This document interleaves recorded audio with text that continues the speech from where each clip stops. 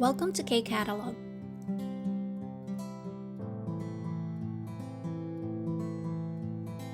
Now for reading, basahin ko yung article natin. 안녕하세요. 제 이름은 안젤라입니다. 저는 무역회사에서 일합니다. 작년 겨울에 아들 유진과 한국에 왔습니다. 한국은 12월에 춥지요. 12월에 필리핀은 더운데 한국은 추워서 감기도 자주 걸렸습니다. 한국 생활이 힘들어서 고향에 돌아가고 싶었습니다. 아직 한국 생활에 익숙하지 않지만 지금은 한국에서 사는 것이 재미있습니다. So ano yung sabi sa article natin? Una, nag-greet muna siya, no?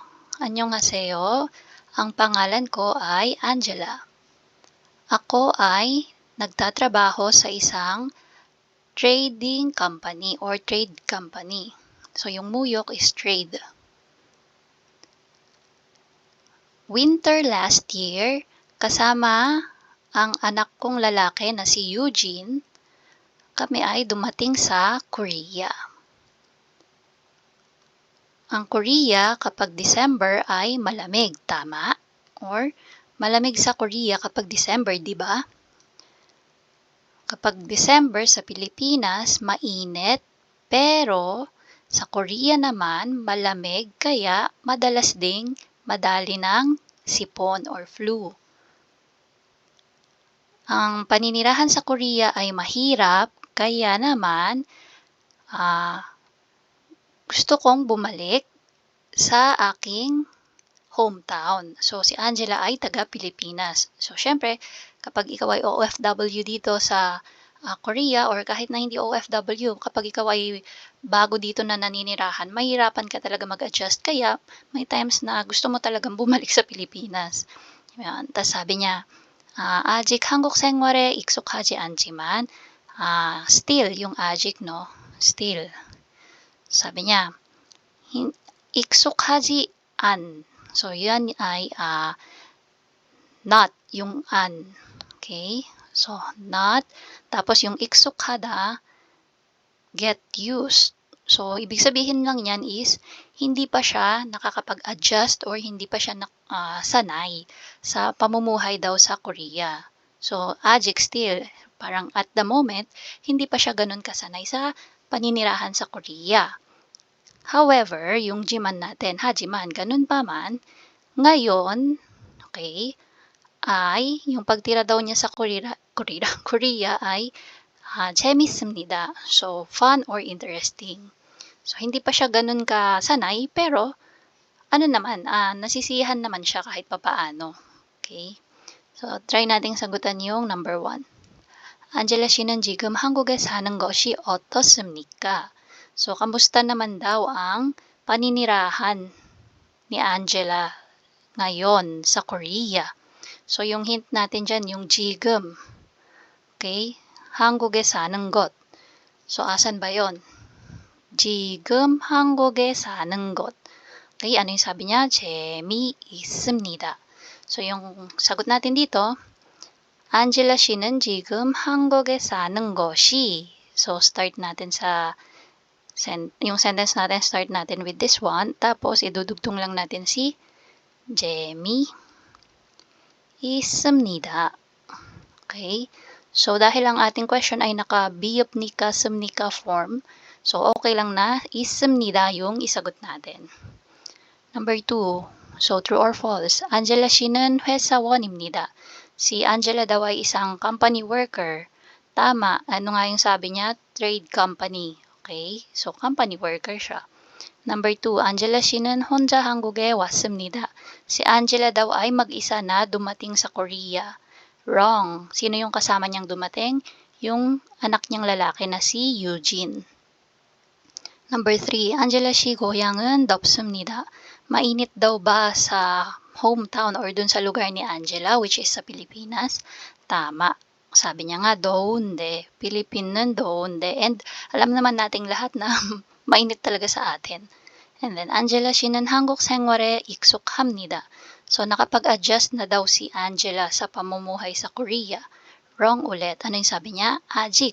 still, hindi pa. Okay? So, yan yung ating reading. Now, for writing, so dito, lalagyan lang natin yung mga blanks dyan. So, meron tayong information. So, dito natin kukunin yung mga sagot natin sa blanks. So, basahin ko. 안녕하세요. 제 이름은. Okay, so ang pangalan ko ay, ano daw yung pangalan? Ramin. So, Ramin. Paano natin i-end yan? Tingnan natin yung ibang sentence. Okay, so dito sa number 3, ang statement niya nag-end with 씁니다. Okay, so tayo din, sa first statement natin is 씁니다, 비읍니다 yung ending. 라민입니다. 저는 blank. Ano kaya tong number 2? So, dito, yung sumunod is yung 직업. Ano daw yung kanyang trabaho. So, hindi pa siya nagtatrabaho. Ano pa siya? 대학생, estudyante pa siya. So, 저는 대학생입니다. Next, number 3. blank에 한국에 왔습니다. So, kailan kaya siya dumating sa Korea? Number 3. 언제 한국에? 작년 여름. So, dito, as is, 작년 여름. 작년 여름에 한국에 왔습니다. 한국은 여름에 비가 많이 오지요. 한국은 여름에 number 4. So, describe yung weather. 한국 여름 비가 많이 오다. Okay, tapos compare niya sa Egypt. Egypt 여름 비가 안 오다. So, kung sa Korea, madaming pag-ulan na nagaganap, sa Egypt daw ay hindi naulan. Okay, so dito, 한국은 여름에, sulat natin si 비가 많이 오다. Tapos yung 오다, magiging 오는데. Okay, so drop lang natin yung da. 여름에 비가 많이, tapos, yusin natin para mas tumpak. So, dito, medyo ilalayo natin.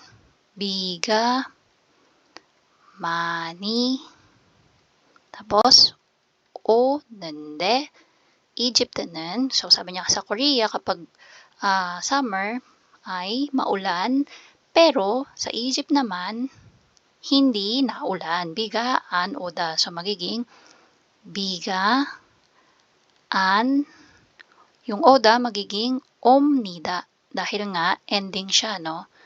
So, 오다 magiging 옵니다.